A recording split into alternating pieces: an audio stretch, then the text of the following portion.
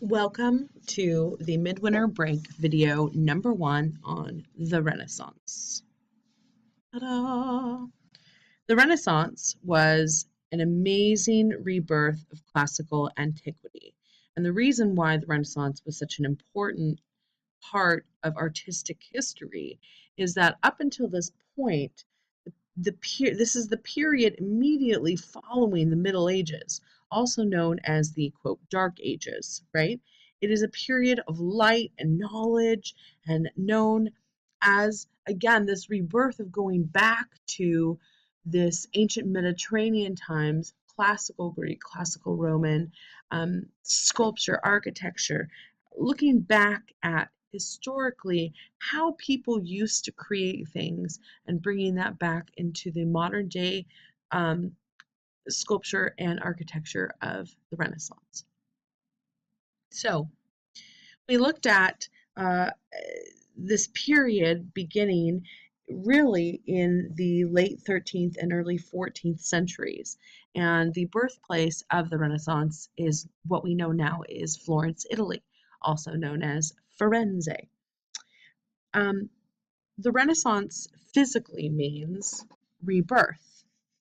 So it's a rebirth of, again, classical studies, classical antiquity, okay? So where exactly did the Renaissance begin, which we just talked about? We're going to say that it is really beginning in this area of Italy, in Florence, okay? And why did the Renaissance begin? Well, there's so many reasons and events that contributed to the Renaissance beginning in that 13th century. But one of the main reasons was the Black Death occurred, and thousands and thousands of people died in the 1399 and 1400. So along in 1400, the Renaissance grew. There's a sense of political stability after the Black Death. There's a sense of growing prosperity, the development of new technologies like the printing press, astronomy, the discovery and exploration of new continents like the Americas. It was also accompanied by a flowering of philosophy, literature, and especially, obviously, art and architecture. So the origins of the Renaissance, again, can be traced to the 13th and 14th centuries. It was here that Italian scholars and artists saw themselves as reawakening this ideal and achievement of classical Roman culture. So what we're really going to look at here is why the Renaissance began, okay? And we're going to continue that thought process throughout this specific video. And who were the founders of the Renaissance? Video number 2 is going to go more in depth into the founders of the Renaissance. And many people attribute Ghiberti and Brunelleschi.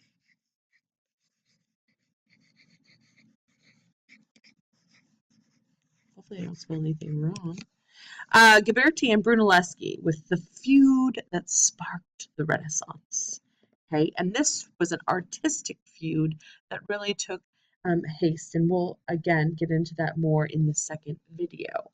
For now, let's continue onward to our next slide. Where is Italy? Okay, so here's Italy. It's this fantastic boot.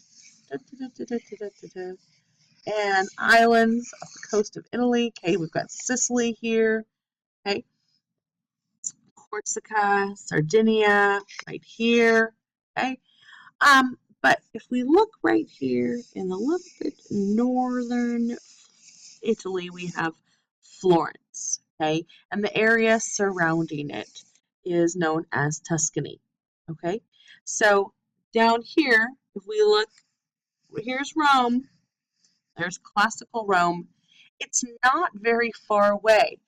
People could travel down from Florence and study the Roman architecture that has remained there for hundreds of years so that they could get a sense of how architecture worked and how the Romans really worked with their columns and their domes, which they were very famous for um, throughout the Roman times. So, who was the Medici family? And why bring this up when we're talking about the Renaissance? Well, the Medici family can be credited with, as you see here in this little tidbit, Medici family can be looked at as the godfathers of the Italian Renaissance. And the reason why they're an important family is because they were the patrons of the arts in Florence, Italy. Now, the Medici family began as just a group of merchants. So they began as merchants and they developed a bank, okay, the Medici Bank. So over time, they grew and grew and grew, very, very prosperous. In the 1300s, their Medici Bank was very popular and very prosperous. Over time, they became one of the most prosperous and then the most prosperous families in Florence, Italy. But why this is important is because the Medici family were patrons to the arts. And when we talk about patrons, we kind of mean like they're hosting artists. They were paying for artists. They believed in creating a better city and a better culture in their homeland of Florence. And in order to make their homeland more prosperous and um, more beautiful, they believed that by hosting artists and artisans, they could develop architecturally and artistically and pay tribute to the city of Florence itself by having these artisans work from their home and develop new techniques and works of art throughout Florence. Okay, so the Medici family were patrons of a lot of these early and mid artists and all of the big artists when we look at them. Okay, so the Medici family, they were patrons to Brunelleschi, Fra Filippo Lippi, Michelangelo, Da Vinci, everybody that you can think of that has a large name with associated with the Renaissance in Florence, Italy, were hosted by the Medici family. That is why they are so important. You will never hear anyone talk about the Renaissance without first talking about the Medici family, who they were. Now, this little picture up here in the far right-hand corner, we see this little shield. Okay, just like we all have our own little family shields and we can look them up online. Okay, this was the Medici family shield. It was a whole bunch of balls on a shield. Yes, balls. And they're on the side of the building. Um, if you ever go to Florence or we're looking at art and architecture throughout the next couple of weeks, you can see the Medici symbol on numerous buildings and around architectural structures. That means that is the family paid for that building, patrons. One of the specific works of art that we didn't quite get to in our studies during class period is the Palazzo Rucellai. Okay, and this is in Florence, Italy. It's called the Palazzo Rucellai, and it is first and foremost Medici Palace. Okay, so the Medici are the first creators of putting this palace together. Okay, the Rucellai, they were the family post Medici that lived and served within this household. This is a specific building that was built for the Medici family in 1450 when it was finally finished, and it was contributed architecturally by Leon Battista Alberti. And Alberti was one of the first main architects that we're going to see showing up in the Renaissance in Florence. interesting things about this architectural structure is we're looking at the early Renaissance, okay? And for architects, they are really using this tradition of rustification, okay? And rustification is the decorative masonry achieved by cutting back the edges of stones to a plain surface while leaving the central portion of the face either rough or projecting markedly. Okay, so this is hard to explain when you see it. This picture does a really good job in the lower right-hand corner. We see all of these stones on the outside of the window to the Rucellai Palace, and we see, especially in the light, see how rough the surface is. If you look at the upper picture, it's the same thing.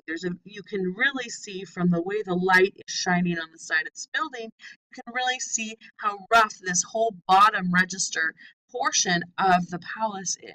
And that was kind of a big movement in architecture at this time, this rustification, okay? Um, Especially in a civic building, which this was, just being a household home for the Medici family.